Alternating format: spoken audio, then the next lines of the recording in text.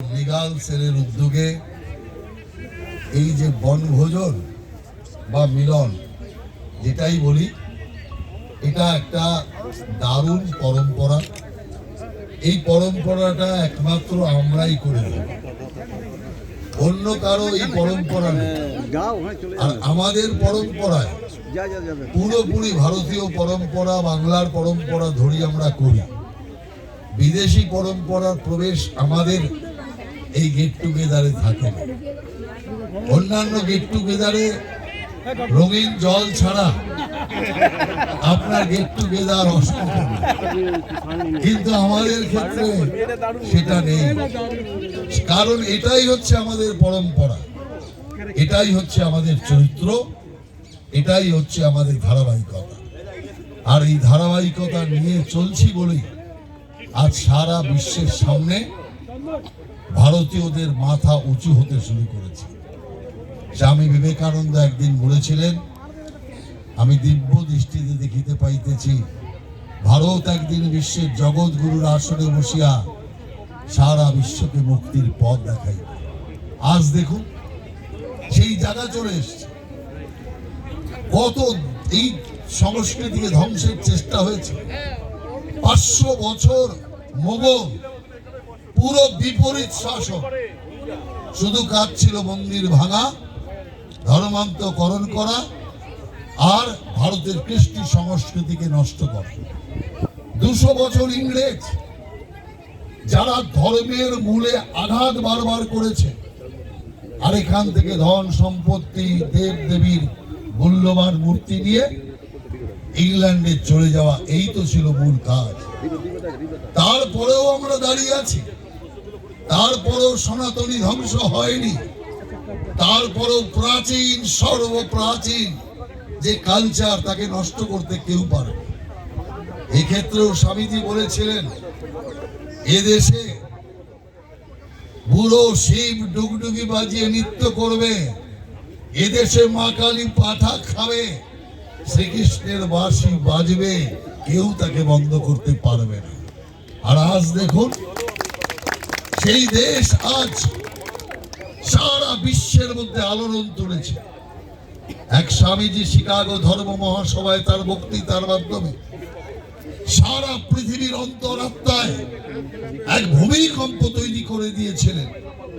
আর আজ দেখুন সারা বিশ্বের লোক ধন সম্পত্তি সব ত্যাগ করে, সব বিলিয়ে হাত তুলে ধেই ধেই করে চৈতন্য হয়ে নাচছে, হরে কৃষ্ণ করছে।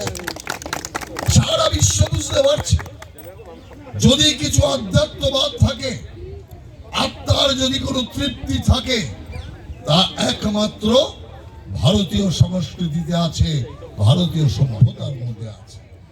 তাই ধীরে ধীরে সব আজকে সেই সভ্যতার দিকে আসছে।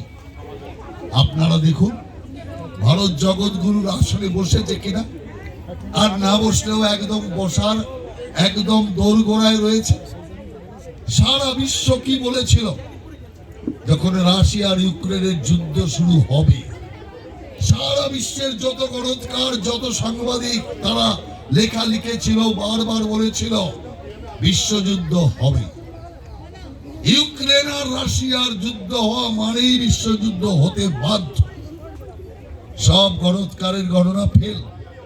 এখনো হচ্ছে, এই যে আমরা বক্তব্য রাখছি, এখনো ইউক্রেন আর রাশিয়ার যুদ্ধ চলছে, বিশ্বযুদ্ধ হয়নি। পরে সমস্ত গণৎকার, সাংবাদিক, তারা দেখলো গণনা ফেল হলো কেন? তারা মোদিজিকে নাম্বার দেয়নি। তারা বুঝেছে ভারতের মত নেই, ভারতের প্রধানমন্ত্রীর মত নেই, সেই কারণে বিশ্বযুদ্ধ হয়নি। ভারতের প্রধানমন্ত্রীর মত হতো তো বিশ্বযুদ্ধ হতো। এই হচ্ছে ভারত।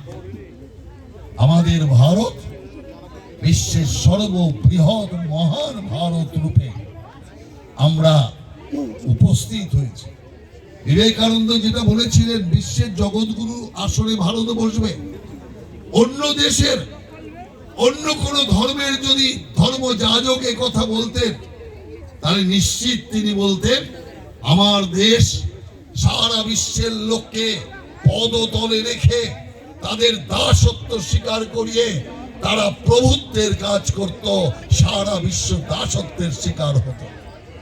কিন্তু একমাত্র ভারতীয় সংস্কৃতি যা শিখিয়েছে বসুদৈব কুটুম্বকম, সারা বিশ্বের কীট পতঙ্গ গাছপালা যে কোনো প্রাণী আমার আত্মীয়, এই ভারতীয় সংস্কৃতি শিখিয়েছে সর্বধর্মের প্রতি সমান সমান ব্যবহার, সমান সম্মান, সমান আচরণ। সেই কারণের জন্য এই সংস্কৃতি ধ্বংস হবে না, এই সংস্কৃতি নষ্ট হবে না। আমি আরো একটা প্রমাণ দিচ্ছি, প্রমাণ তো অজস্র আছে, দিতে শুরু করলে সন্ধ্যা পর্যন্ত বলতে হবে। আর আপনারা মনে মনে গালি দেবেন যারা আটকে পড়েছেন ভাষণে, এখন চলে যাব, লোকে দেখবে যে খাওয়ার জন্য চলে যাচ্ছে, সেই জন্য ওই রিস্ক আমি নেব না। আমি গালি শুধু খাবো না, শুধু আমি সেই কারণে একটা জিনিস আপনাদের বলি। সামনে আপনি দেখেছেন কয়েক বছর আগে করোনা এসেছিল, এক একটা দেশের প্রধানমন্ত্রীদের দেখেছেন, রাষ্ট্রনায়কদের দেখেছেন, হেল্পলেস কন্ডিশন। আজকে যিনি আমেরিকার প্রেসিডেন্ট, তিনি ছিলেন সেদিন প্রেসিডেন্ট। কাঁদিজে বিশ্বের সবচেয়ে বড় চিকিৎসা বিদ্যার দেশ, বিশ্বের দ্বিতীয় চিকিৎসা বিদ্যার দেশ ইটালি, তার প্রেসিডেন্ট তো রাস্তায় হাঁটু গেড়ে বসে ও গড করছে, সবাই ফেল। আর সেই রোগ কিন্তু এখানেও এলো। আমি বলেছিলাম সেই রোগ যখন ওই দেশে চলছে, আমি তখন বলেছিলাম যে ভারতে আসবে করোনা, ওখানেই সমাধি হবে শরীর। তার কারণ এটা শঙ্করের দেশ, এটা নারায়ণের কর্মভূমি, মা লক্ষ্মীর ধর্মভূমি, দুর্গার বিচরণ ভূমি। অতএব এখানে কোনো অশুভ শক্তি টিকতে পারে না। সেই নিয়ে অনেক সময় অনেক পেপার টিভি অনেক কথা বলেছিল, কিন্তু সত্যি দেখুন করোনা এলো, মুখ থুবড়ে পড়লো, এখানে আর জাগতে পারলো না। একটা করোনার কথা বলছি, আপনি দেখুন নিপা ভাইরাস এখানে এসছে, সারা দুনিয়াকে এমনই কাঁপিয়ে দিয়ে এসছে, কিন্তু এখানে এসে মাথা নত করে দিয়ে সমাপ্ত হয়ে গিয়েছে। আপনি প্লেগ কিংবা আরো যে কটা বড় বড় ভাইরাস সারা বিশ্ব কাঁপিয়েছে, প্রত্যেক এসে ভারতে ঢোকার পর এই দেবভূমিতে কিচ্ছু করতে পারেনি। তাই দেবভূমিতে দেবতা আপনার সঙ্গে আছে। ভারত তো আজকে সুরক্ষিত, এই শেষ লাইনটি শুধু মনে রাখবেন, ভারত তো সুরক্ষিত, কিন্তু বাংলা মাতা কিন্তু সুরক্ষিত নয়। ভারতবর্ষ যেদিন টুকরো হয়েছিল আমরা ছিলাম না, কিন্তু আজ আমরা আছি, বিশাল শক্তিতে আছি, সামর্থ্যে আছি।